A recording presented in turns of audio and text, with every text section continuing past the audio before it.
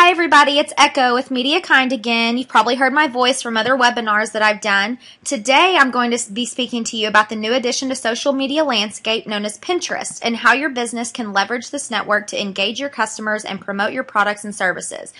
Let's go ahead and get started. Now, Pinterest is still pretty fresh, and many of you may need greater clarity on this basic question. What the heck is Pinterest? So let's start there first so we'll all be on the same page. The site's name gives a clue as to what it's all about. Pinterest is a combination of pin, as in pin boards, and interest, as in what you're all about. Once you sign up for Pinterest, you can create your own pin boards or categories. You then attach photos and images that fit within these categories as if you were pinning these images to a bulletin board. Pinterest doesn't focus on the minutiae of day-to-day living like Twitter and Facebook seem to. Instead, Pinterest encourages users to share their interest with others. And in this way, at least, Pinterest does more to encourage creativity among its users than do such sites as Google+, LinkedIn, and Facebook. Social interaction forms the heart of Pinterest. You can choose to follow people much like you would on Facebook or Twitter, but you can also choose to follow specific collections. Say your favorite cousin has a collection of old movie poster images that you find fascinating, but she also has a collection of images of her 3-year-old son that doesn't quite interest you as much. You can choose to follow her movie posters while ignoring her toddler. Just don't tell her if you want to avoid family drama. Another question you may be asking is this: why are people so excited about Pinterest? Let's take a moment to unpack this question. For one thing, the site is taking off like a rocket. Look at this growth from May 2011 to December 2011. It's pretty remarkable for a new entrant to reach 10 million users in such a short period of time. No one was expecting it. Even social media watchers weren't expecting it. This slide helps explains why marketers and business owners love Pinterest. As you can see, the site is a major driver of website traffic. Here's another thing. Users love Pinterest. They can't get enough of it. Here's an image taken from the site that testifies to the addictive nature of this site. The other reason marketers are excited about Pinterest is this: users spend a lot of time on this site. Time spent on site is perhaps the most useful metric from determining the popularity of a social network. Total number of users is a much less reliable measurement. According to Comscore data from early 2012, Pinterest users were spending 89 minutes per month on this site. That's huge. Google Plus users, by comparison, spend an average of just 3 minutes on the site each month. Okay, let's get into the details of what makes Pinterest unique. How is it different from Facebook and Twitter and Google Plus? Here's a quote from copy blogger contributor Beth Hayden that I thought was both funny and illustrative. Pinterest is visually appealing, positive, and unlike Facebook, there isn't any whining. Let's explore further what gives Pinterest its unique flavor. Here's a brief list. It's just a sampling of what kind of content gets shared, i.e. pinned and repinned on Pinterest. Do-it-yourself projects and hobbies. Business will present users with special offers and discounts. Retailers and other businesses will launch their new products. Foodies share their favorite recipes and images of their culinary creations, and so on. Now let's tackle one of the most important questions. Which businesses are a good fit for Pinterest? Before I answer this question, let me preface it by saying that most businesses tend to quickly come up with reasons why they shouldn't use social media. But the fact is, many sell themselves short and don't get involved because they don't think they have a natural place in a particular network. Now, if you run an accounting business, maybe Pinterest isn't the best fit. But then again, it's entirely possible that you could be a trailblazer and use Pinterest to market your business and have great success. My point? The burden of proof should be on why you shouldn't engage, not why you should. Because it's just too easy to sell yourself short and come up with reasons to stay on the sidelines. Okay, moving on.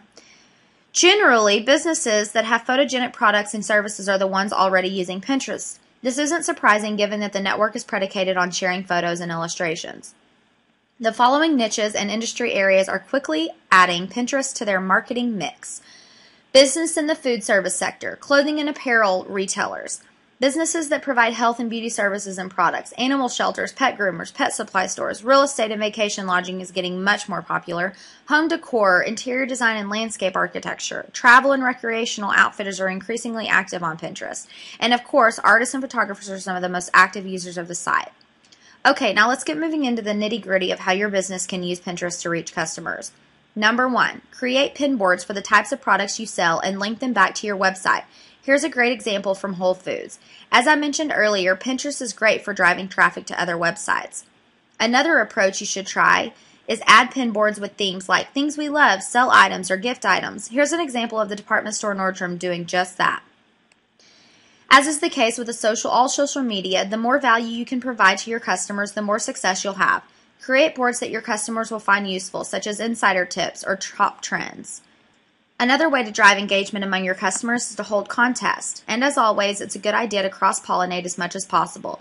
Link to your Pinterest account from your other web properties, your main business site, your blog, your other social media profiles, etc.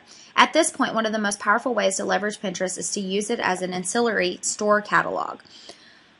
Okay, now let's transition into some specific tips for getting started and using the site. First things first, some things to consider during the setup process. Number 1, feature your business name and website URL in your profile. Number 2, add a paragraph about who you are and your interests to the About section. And 3, be sure to connect your Pinterest account with your Facebook and Twitter accounts. Here are some basic pinning tips to help get you going. To make pinning easy and encourage consistent use, be sure to add the Pin It bookmarklet to your browser's bookmarks bar. And budget time on a regular basis to pin, and you should pin consistently, not in brief spurts, to maximize your impact. Lastly, take some time to come up with compelling pin board names. Here are some additional tips. Include descriptions with your pin images. A good description will stay with an image as it gets repinned. If the image is something from your own site, use your business name in the description. Pin content from a variety of sources. Now, at the risk of stating the obvious, since Pinterest is a social network, it's incumbent on your business to actually engage with other users. In other words, get social. Okay, I wouldn't be doing my job if I didn't call your attention to some mistakes that businesses tend to make with social media in general. Jason Falls, writing for Entrepreneurial Magazine, sums it up nicely. No one likes a self-absorbed blowhard. If you use Pinterest or any other kind of social media platform as a way to broadcast one-way messages to the universe about how great you are, you're not going to get much traction. Instead, remember to add value and give customers content that they'll find useful and engaging. Instead, use Pinterest as an opportunity to show your human side and connect with users on a person-to-person level as opposed to a business-to-consumer level. The most important takeaway is this: get started. Have some fun with this site. It truly is a blast. You'll quickly see why users and brands love this site. It's super addictive, believe me. If you need any help getting started, don't hesitate to contact MediaKind. My name is Echo. You can reach me directly at 817-527-1330 or go to our website at www.mediakind.com. We can set up a free consultation to get you started on this. It's fun, exciting, and you don't want to miss out. Now, I hope everybody has a great day, and we hope to hear from you soon here at MediaKind. Thank you.